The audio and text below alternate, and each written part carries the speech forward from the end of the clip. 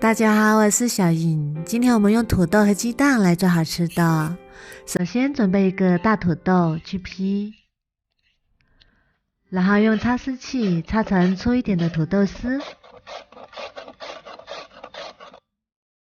擦好之后，往土豆丝里加入清水，再把它清洗一下，防止氧化，同时也能洗去一部分淀粉。然后控干水分，再把土豆丝装入大一点的碗中。接下来往土豆丝里打入3个鸡蛋，然后加1勺盐和适量的胡椒粉调味。再用筷子把鸡蛋搅散，搅拌均匀，先放一旁备用。再准备一小把洗干净的韭菜，切成韭菜末。切好之后，把它装入土豆丝的碗中，然后用筷子搅拌均匀，然后少量多次加入面粉，一边加一边搅拌，这样比较容易搅拌均匀，而且不会起面粉疙瘩。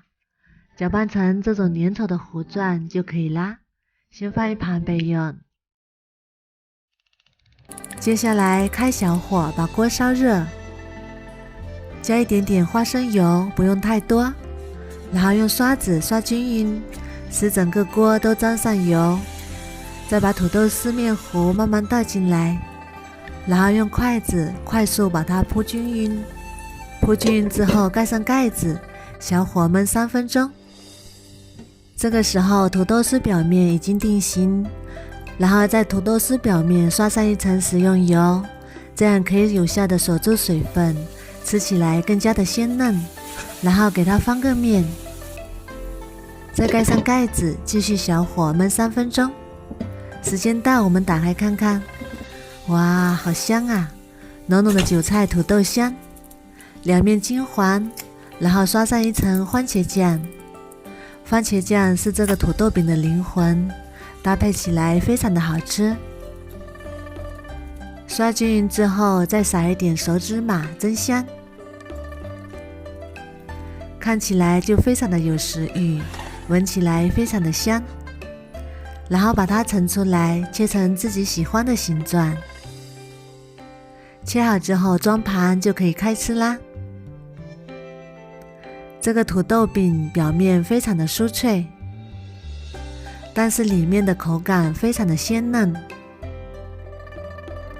再搭配上韭菜和鸡蛋，吃起来非常的香。